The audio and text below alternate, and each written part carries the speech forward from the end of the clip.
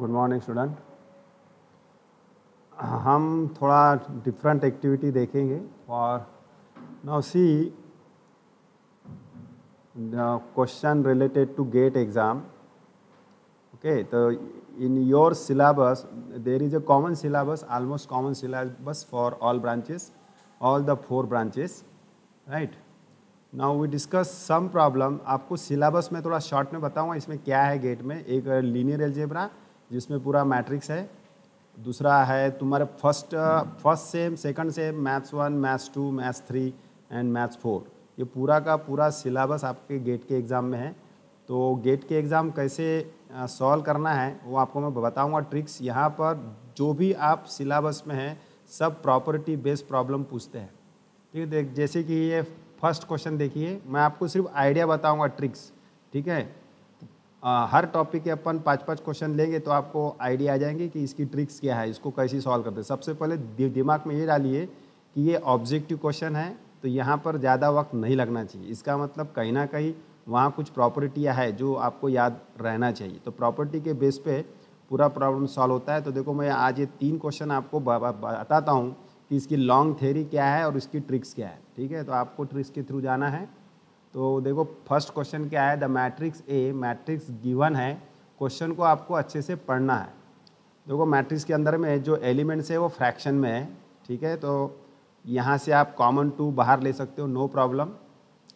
The matrix A has 3 distinct eigen values. हर जो key words होते हैं उसको आप पहले अंडरलाइन करो, हैज़ 3 डिस्टिंक्ट आइगन वैल्यूज, ये बहुत इंपॉर्टेंट है।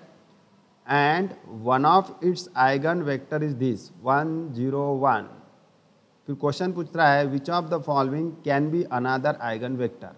ठीक है, अब देखिए आप जब डिस्क्रिप्टिव एग्जाम देते हो तो उसमें इसको तुमने कैसी सॉल्व किया था जब आपने मैट्रिक्स चैप्टर पढ़ा था। तो ये 3x3 का मैट्रिक्स है। आपने क्या निकाले थे, आइगन वैल्यूज। ये 3x3 है तो देयर आर 3 आइगन वैल्यूज और हर आइगन वैल्यूज के करस्पॉन्ड में एक वेक्टर होता है। तो इस क्वेश्चन को यदि सॉल्व करना इस वेक्टर के लिए तो आपको पता है कम से कम 2 से 2.5 पेज लगते हैं आपको करेक्ट आइगन वेक्टर पे आने के लिए। तो हम 2 से 2.5 पेज वहाँ लिखने वाले हैं नहीं। इसका मतलब ये problem totally based on properties. तो मैं आपको प्रॉपर्टी रिकॉल करके देता हूँ जिससे ये देखो विद इन ए मिनट ये क्वेश्चन सॉल्व हो जाएगा। तो प्रॉपर्टी ऐसी है, यहाँ पर आप ध्यान दीजिए। तो मैं पहले आपको वो प्रॉपर्टी लिख के देता हूँ ताकि आपको ध्यान में आ जाए प्रॉपर्टी क्या है। कि अपन इसके 3 आइगन वैल्यूज है तो मैं यहाँ आपको पहले मैं फार्मूला लिख के दूंगा और बाजू में उसको सॉल्व कर दूंगा।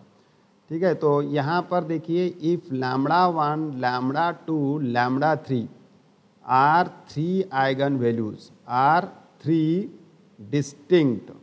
Distinct eigen value. ठीक है, ये समझाने के लिए तो टाइम लगेगा पर एक बार प्रॉपर्टी तुम्हारे सामने आ गई तो ये 2 4 5 सेकंड में सॉल्व हो जाएगा। ठीक, तो if λ1, λ2, λ3 are 3 distinct eigen values तो देयर करस्पॉन्ड, आपने देखा है देयर करस्पॉन्ड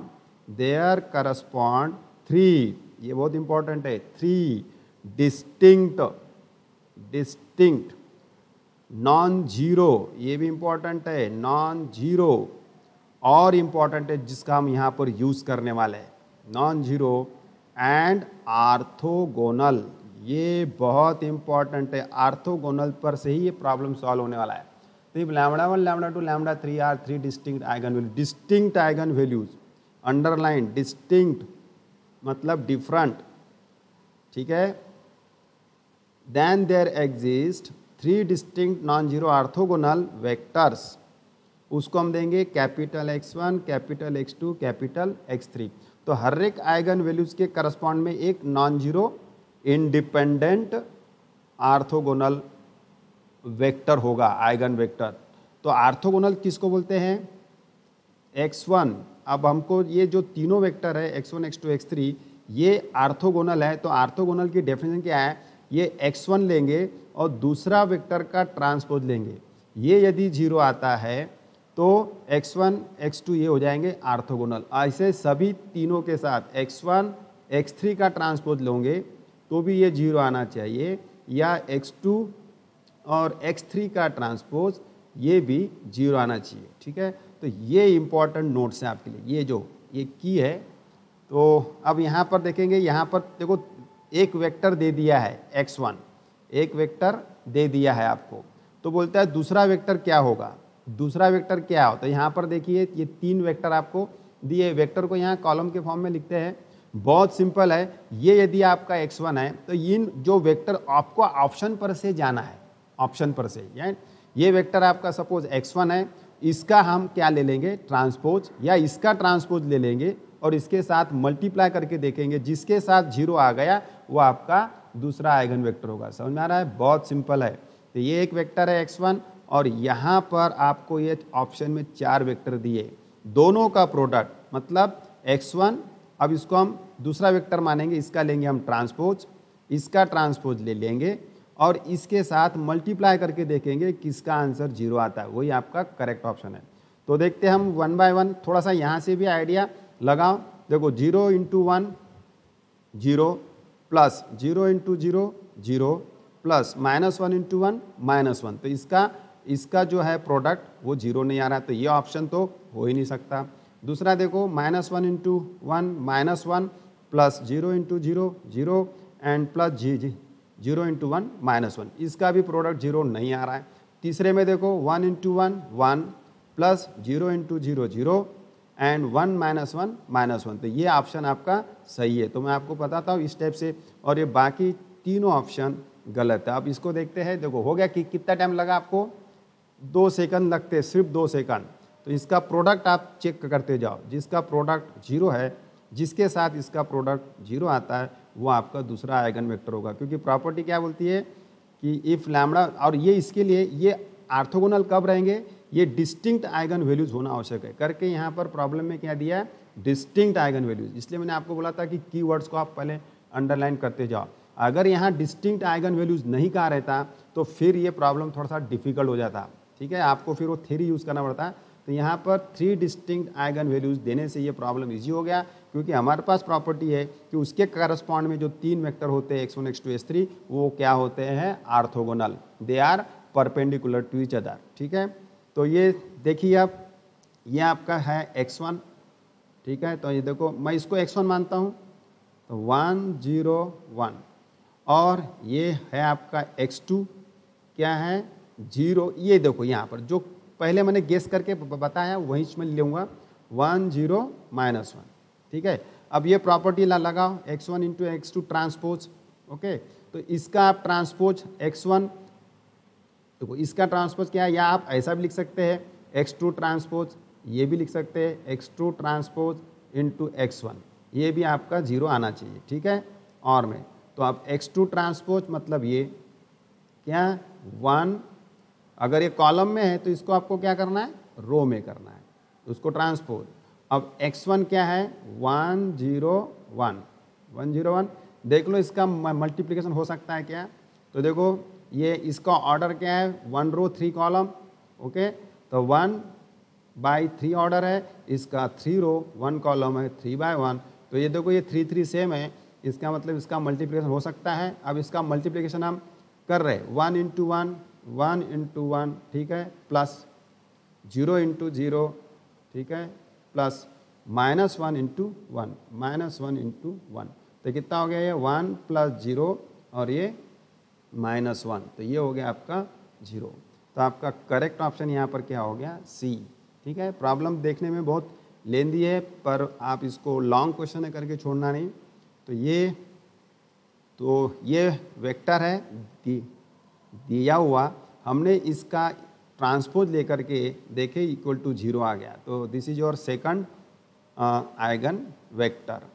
मान के चलो एग्जाम में ये ऑप्शन में एक एक आइगन वेक्टर दे के रखा है, तो हो सकता है वो 2 आइगन वेक्टर देगा, ए में भी 2 आइगन वेक्टर, बी में भी 2 आइगन वेक्टर, सी में भी 2 आइगन वेक्टर और ऑप्शन डी में भी देगा 2 आइगन वेक्टर।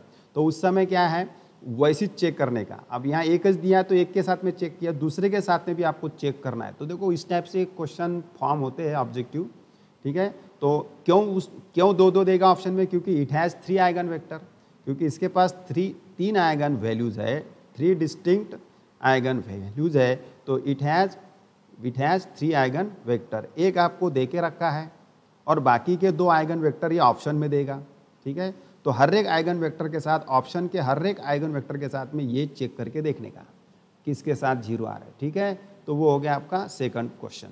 इस तरह से आप क्वेश्चन फॉर्म कर सकते हो। हाँ, तो अभी देखो दूसरा क्वेश्चन, ये कोई सब प्रॉपर्टी बेस्ड है, ओके। द आइगन, अपन क्या करेंगे, टॉपिक वाइज प्रॉब्लम लेंगे, मैट्रिसेस पूरा कर देंगे, उसके बाद नेक्स्ट टॉपिक, उसके बाद नेक्स्ट टॉपिक, इस तरह से पूरा सिलेबस के अपन क्वेश्चन देखेंगे। और उसमें इंपॉर्टेंट्स है आपकी प्रॉपर्टीज़ और कुछ डेफिनेशंस और थ्योरम। अब ये क्वेश्चन पढ़िए, ठीक है। The eigen values of the matrix given below, ये मैट्रिक्स आपको दिया हुआ है और इसके वो पूछ रहा है आइगन वैल्यूज। फिर मैं बताऊंगा यहाँ पर, पहले लॉन्ग कट बताऊंगा, फिर यहाँ पर शॉर्टकट बताऊंगा, ट्रिक्स। ये मैट्रिक्स देखिए इस टाइप से दिया है, 3x3 का मैट्रिक्स है ये। तो इसके 3 आइगन वैल्यूज होंगे। वो थोड़ा सा ऑप्शन पर से जाके अगर देखते हैं, थोड़ा ऑप्शन पर से जाके देखते हैं, ये सब क्या है, आइगन वैल्यूज है। जैसा कि ये λ1 है, ये λ2 है, ये λ3 है। वैसा यहाँ पर भी ये λ1 है, λ2 है, λ3 है। तो ये सब λ1, λ2, λ3, ये जो पॉइंट्स में दिया हुआ है ये आपके आइगन वैल्यूज़ है। तो अब यदि मैं थोड़ा सा नज़र ऑप्शन पर डालता हूँ तो यहाँ पहला आइगन वैल्यूज़, एक आइगन वैल्यू 0 बता रहा है। क्या बता रहा है, 0 बता रहा है। 3 आइगन वैल्यूज़ की वैल्यूज़ है, 0, -1, -3। These are the 3 eigen values just as λ1, λ2, λ3। तो इस ऑप्शन पर, चारों ऑप्शन पर हम जब देखते हैं तो एक आइगन वैल्यूज λ1 0 है। इसका मतलब हम इसके आसानी से बाकी के 2 आइगन वैल्यूज बता सकते हैं, ठीक है। तो थोड़ा सा लॉन्ग कट में जाते हैं, फिर आपको मैं शॉर्टकट में बताऊंगा और आपको शॉर्टकट पता रहना चाहिए। और याद रखो जो भी शॉर्टकट है वो सब थ्योरी से ही आता है। एकदम डायरेक्ट कोई शॉर्टकट तुमको बता दिया जाए और उसके पीछे का बैकग्राउंड अगर आपको मालूम नहीं रहेगा तो आपको शॉर्टकट भी समझ में नहीं आएगा। तो देखिए आपने ये मैट्रिक्स दिया हुआ है, तो किस टाइप से आपने आइगन वैल्यूज निकाले थे वो हम पहले देखते हैं, लॉन्ग कट।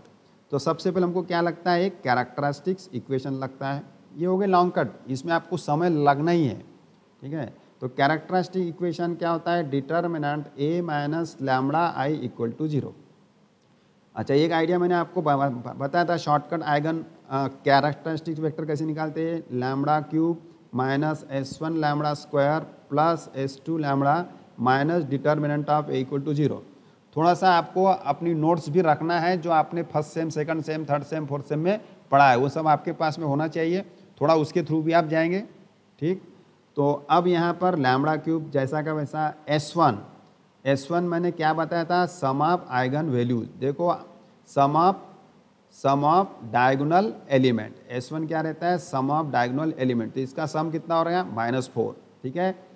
S1 क्या है आपका, S1 क्या है, सम ऑफ डायगोनल एलिमेंट क्या है वो, 0 + 0 -4।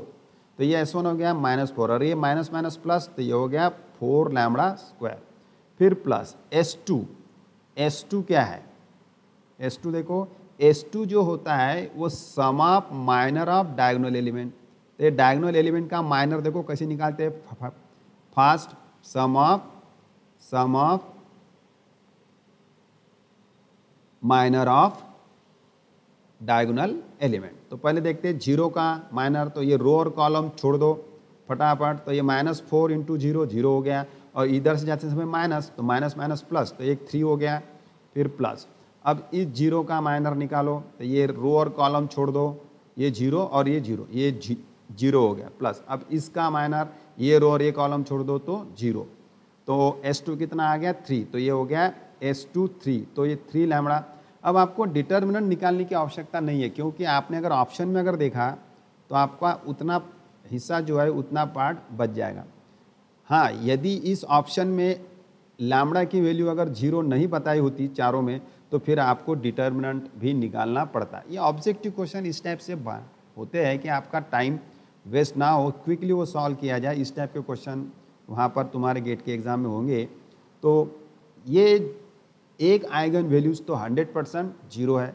अब जिसकी एक तो भी आइगन वैल्यूज़ अगर 0 है तो आप प्रॉपर्टी में यहाँ लिख के दूंगा, उसका डिटर्मिनेंट 0 होता है। तो यहाँ पर 100% डिटर्मिनेंट आपका 0 आने वाला है, ठीक है। अगर आपने कैलकुलेट भी किया तो भी 0 आएगा। तो इस टाइप से ये हो गया इक्वेशन। अब यहाँ से इसको सॉल्व करो तो एक किस टाइप का आंसर आ गया अपना, lambda cube plus 4 lambda square plus 3 lambda equal to 0। यहाँ से लैम्बडा कॉमन निकालो तो ये क्या हो गया, lambda square plus 4 lambda plus 3 equal to 0। अब इसके फैक्टर आपको पता है, lambda plus 1 and lambda plus 3 equal to 0। तो लैम्बडा इक्वल टू क्या क्या हो गया, 0 -1 और -3। तो देखो ये फर्स्ट ऑप्शन है यहाँ पर, ये ऑप्शन, मगर इसको टाइम लगा आपको, तो इसकी ट्रिक्स देखो अब क्या है। ठीक है, तो ये लॉन्ग कट में कैसे सॉल्व किए, कैरेक्टरिस्टिक इक्वेशन लिखना है, ये हो गया। इसका डिटर्मिनेंट 0 है, बिल्कुल ऑप्शन को आपको देख लेने का। ऑप्शन में अगर 0 है, एक आइगन वैल्यूज 0 है, इसका मतलब उसका डिटर्मिनेंट 0 होता है। मैं यहाँ पर आपको प्रॉपर्टी लिख करके दूँगा अभी। ठीक है, तो यहाँ पर थोड़ी सी प्रॉपर्टी लिखता हूँ, ये इधर में प्रॉपर्टी। ओके, तो प्रॉपर्टीज़ क्या है, प्रॉपर्टीज़ से हम अब इसको प्रॉपर्टी से सॉल्व करेंगे। याद रखो, जैसे 3 आइगन वैल्यूज है, लैम्बडा 1 लैम्बडा 2 लैम्बडा 3, तो उसका जो सम होता है, ठीक है, तो lambda 1 plus lambda 2 plus lambda 3, इसका सम होता है sum of diagonal element, sum of diagonal element, या इसको हम ट्रेस भी बोल सकते हैं, ट्रेस ऑफ मैट्रिक्स ए। और ये क्या होता है, ट्रेस क्या होता है, right, sum of diagonal element, sum of diagonal element. ठीक है, दूसरा डिटर्मिनेंट की प्रॉपर्टी देखो, डिटर्मिनेंट ऑफ ए ये होता है product of eigen values, lambda 1 lambda 2 lambda. तो ये प्रॉपर्टी से हम इसको बहुत ही क्विक सॉल्व कर सकते हैं। वैसा प्रॉब्लम तो यहाँ सॉल्व हो गया है, 0 -1 -3 आंसर आ गया, पर but it takes some times. यहाँ पर आपकी मिस्टेक भी हो सकती है, तुम्हारा कैरेक्टरिस्टिक इक्वेशन अगर रॉन्ग हो गया, तुमने ये S1 रॉन्ग लिख दिए या S2 आपका रॉन्ग हो गया, तो ये सब रॉन्ग हो जाएगा। तो लॉन्ग कट रहने के बावजूद भी आपका आंसर गलत हो सकता है, मगर ये शॉर्टकट में टाइम भी कम और आपका आंसर भी वेरी फास्ट एकदम राइट आंसर आएगा। तो मैं इस प्रॉपर्टी का अब यहाँ यूज़ करता हूँ। तो देखो अब किस टाइप से ये सॉल्व होता है विदाउट यूजिंग सच, राइट।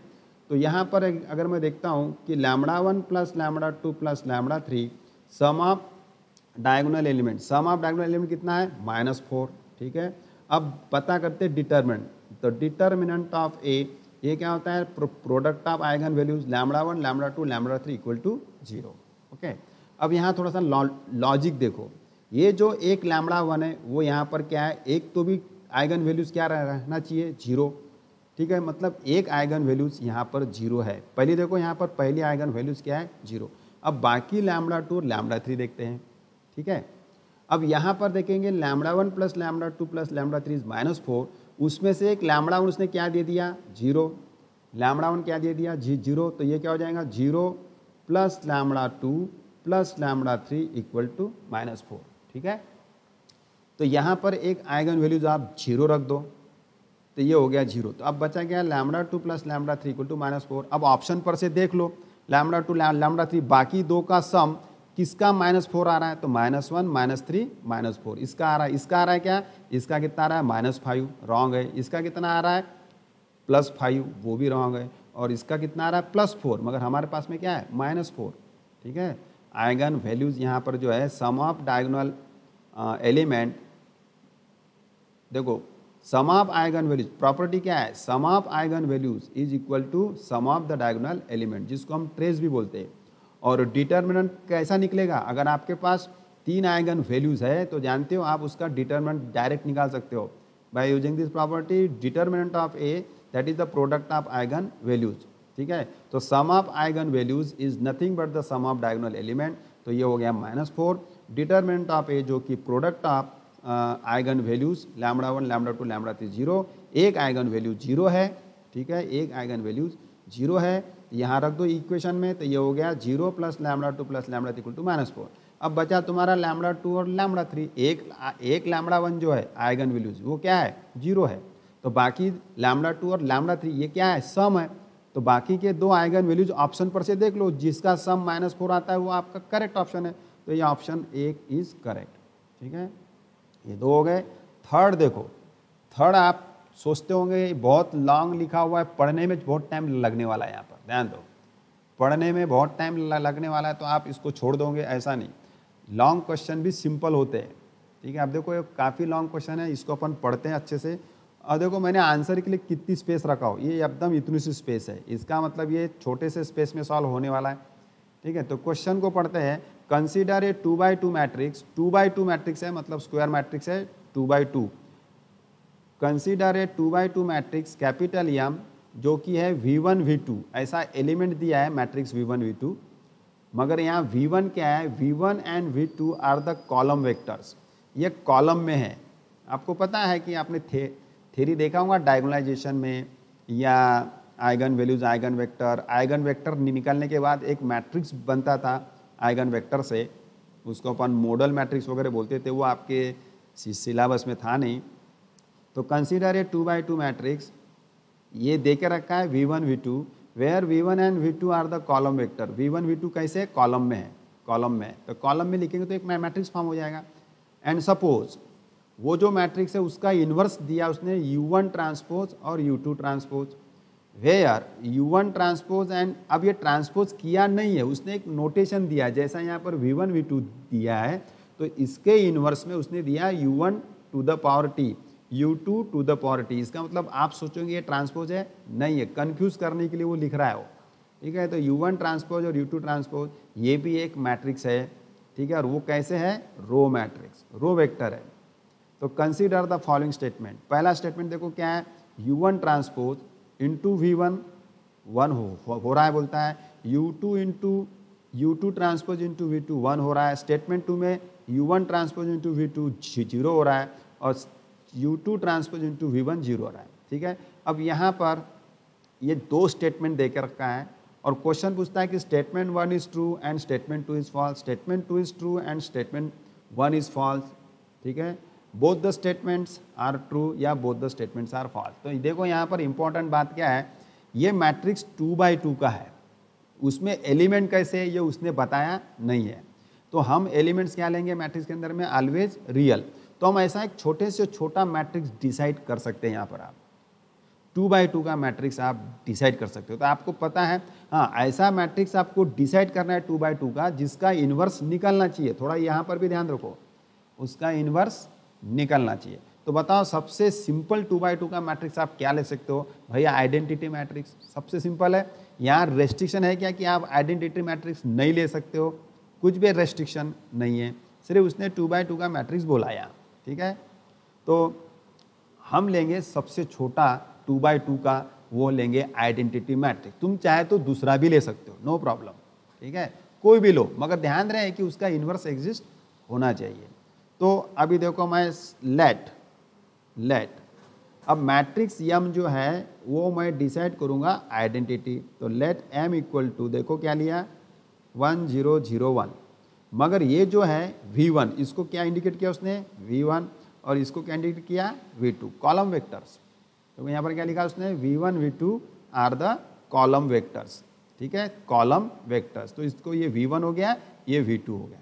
ठीक है, यहाँ चाहे तो आप लिख सकते हो वेयर V1 इज क्या दिया हुआ, V1 V2 क्या दिया कॉलम, तो ये हो जाएगा आपका कॉलम 1 0, V2 क्या हो जाएगा आपका कॉलम नेक्स्ट 0 1। ठीक है, ये आपको V1 V2 मिल गए।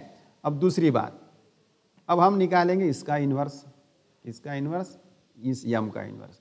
अब ये यम का इन्वर्स देखो बहुत सिंपल है, कैसा निकालते हैं मैं पहले, फिर बाद में हम और भी एग्जांपल लेंगे। ठीक है, तो एम इसका इन्वर्स देखो कैसे निकालते हैं शॉर्ट में, डायगोनल को क्या करना पड़ता है इंटरचेंज, डायगोनल को इंटरचेंज, और बाकी के एलिमेंट का क्या करना पड़ता है साइन चेंज। तो ये ऑलरेडी क्या रहेगा, ये रहने वाला है।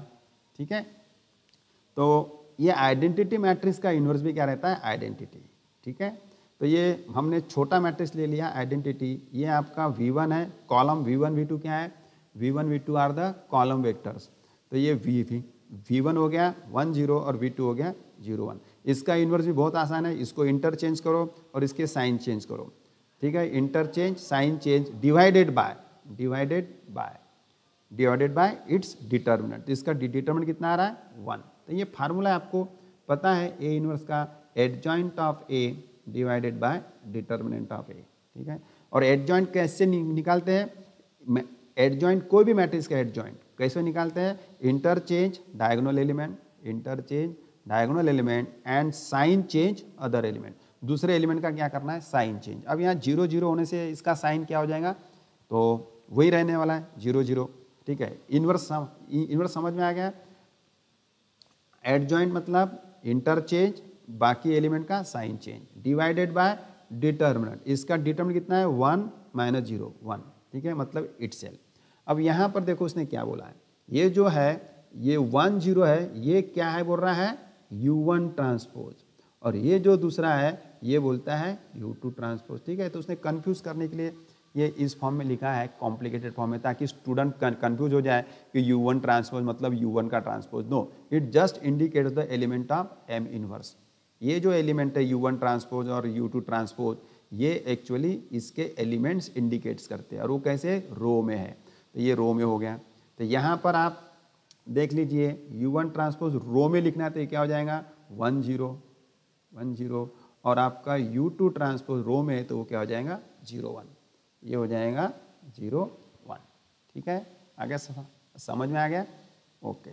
तो इस टाइप से आप एक छोटा सा मैट्रिक्स ले सकते हो, ठीक है। तो आइडेंटिटी मैट्रिक्स सबसे ज़्यादा इंपॉर्टेंट है। अब देखते हैं ये वाला, therefore U1 transpose into V1, ठीक है।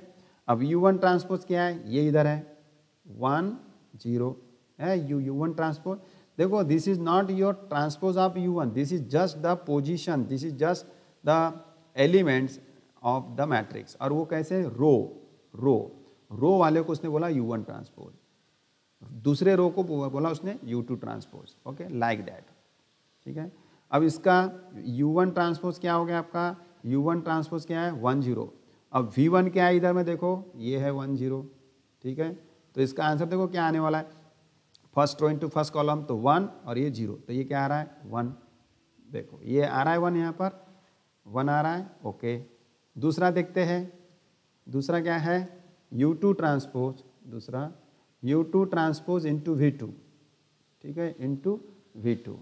तो U2 ट्रांसपोज मतलब एलिमेंट है, U2 ट्रांसपोज क्या है, ये है 0 1, और V2 क्या है यहाँ पर, V2 क्या है 0 1, ये क्या है 0 1, मल्टीपल क्या हो दिस इंटू दिस, तो 0 और ये 1, तो ये 1, मतलब स्टेटमेंट 1 आपका सही है, स्टेटमेंट 1 सही है, इतना थोड़ा सा आप ध्यान रखिए।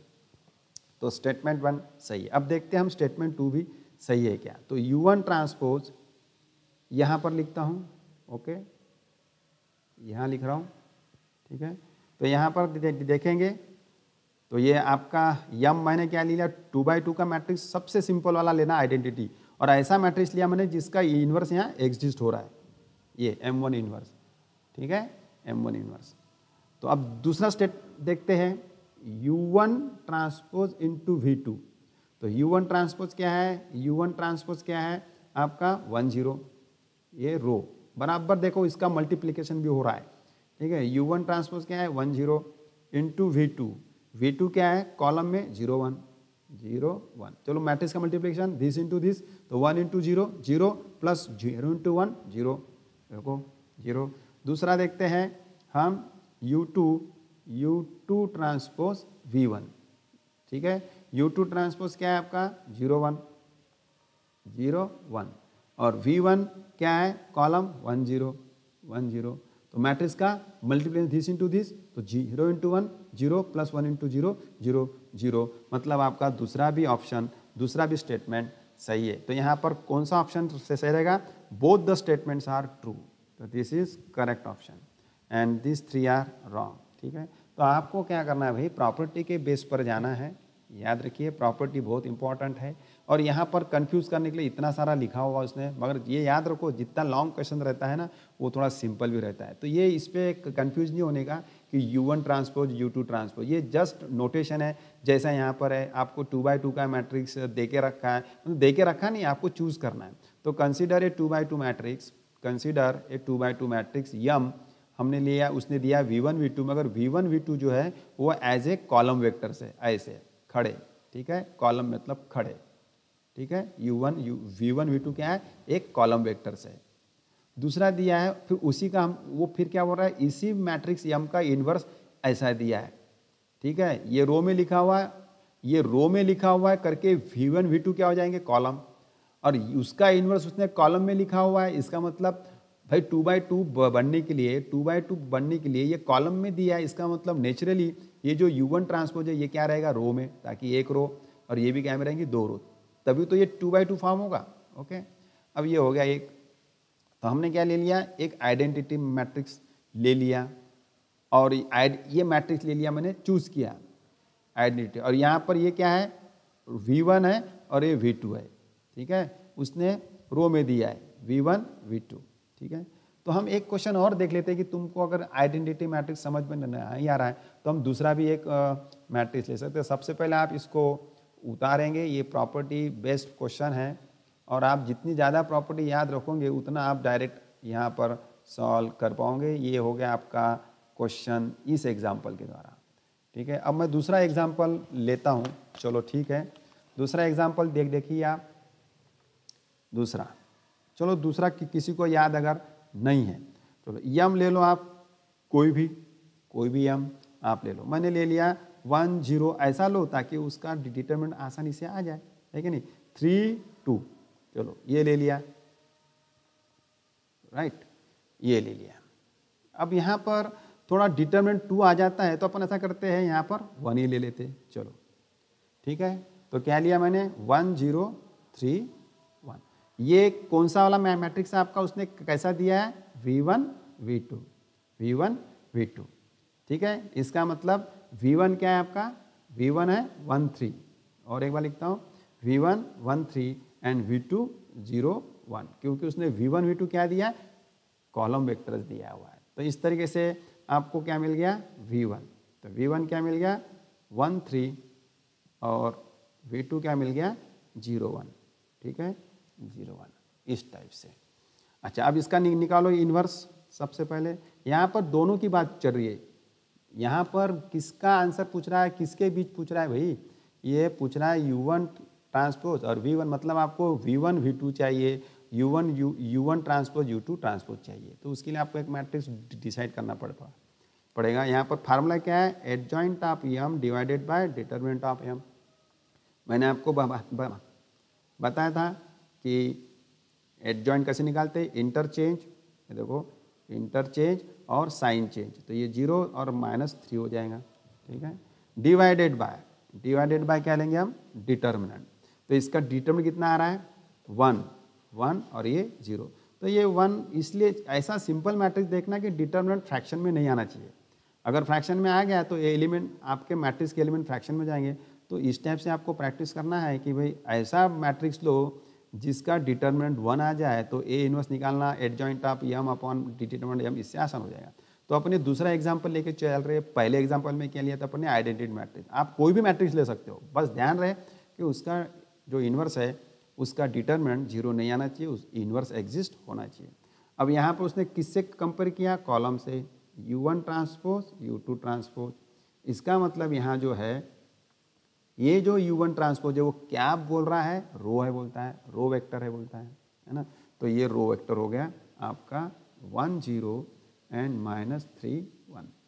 तो इस तरीके से कंपेयर करो, U1 ट्रांसपोज आपका क्या होगा 1 -3, और U2 ट्रांसपोज जो है आपका हो गया, सॉरी 1 0, ये रो है यहाँ पर 1 0, और दूसरा -3 1, क्योंकि यहाँ पर U1 ट्रांसपोज U2 ट्रांसपोज क्या है, रो वेक्टर है। देखो यहाँ पर लिखा हुआ है U1 ट्रांसपोज रो वेक्टर।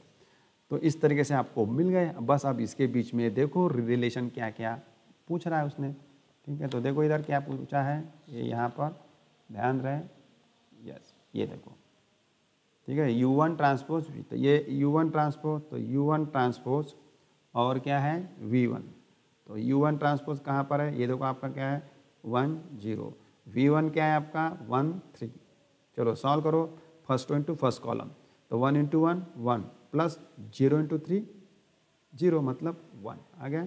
दूसरा देखते हैं U2 transpose V2, U2 transpose क्या है -3 1, V2 क्या है यहाँ पर 0 1। चलो करो मल्टीप्लाई दिस इंटू दिस, तो 0 + 1 1 आ गया। मतलब again statement 1 is true side, यहाँ पर सभी मैट्रिक्स के लिए ट्रू होना चाहिए, ठीक है। जरूर नहीं कि मैंने आइडेंटिटी लिया, आइडेंटिटी इसलिए लेना कि वो उसका इन्वर्स भी आइडेंटिटी होता है, आपको समय कम लगेगा। यहाँ पर कुछ रेस्ट्रिक्शन नहीं है कि आप कैसा भी मैट्रिक्स ले सकते हो, यहाँ बस ध्यान रहे कि उसका इन्वर्स निकलना चाहिए, क्योंकि प्रॉब्लम में इन्वर्स दिया हुआ है। ठीक है, आपने चूज कर दिया और उसका इन्वर्स अगर निकल ही नहीं रहा है तो ये प्रॉब्लम सॉल्व होगा नहीं। तो ये दूसरा, चलो दूसरा ऑप्शन देखते हैं। यहाँ पर क्या है, U1 transpose V2। U1 transpose क्या है 1 0, V2 क्या है यहाँ पर देख लो 0 1 0 1। करो मैट्रिक्स का मल्टीप्लिकेशन, दिस इनटू दिस 0। चलो दूसरा क्या है यहाँ पर U2 transpose V1। U2 transpose क्या दिया हुआ है -3 1। V1 क्या है अपना वाला 1 3। सॉल्व करके देखो, दिस इंटू दिस, तो 3 -3 ठीक है, दिस इंटू दिस -3 और ये +3 0। देखो मतलब कोई भी मैट्रिक्स के लिए जिसका इन्वर्स निकलता है वो सभी के लिए ये स्टेटमेंट दोनों ट्रू है। तो ये भी आप लिख सकते हैं। ये दूसरा एग्जांपल, और भी तुमको प्रैक्टिस करना है और कोई दूसरा मैट्रिक्स ले लो, माइनस के साथ ले लो एलिमेंट, कोई प्रॉब्लम नहीं, बस आपको बेसिक कंसेप्ट यहाँ समझ में आना चाहिए। तो अपन और भी क्वेश्चन देखेंगे मैट्रिक्स से, ये 3 हो गए हैं।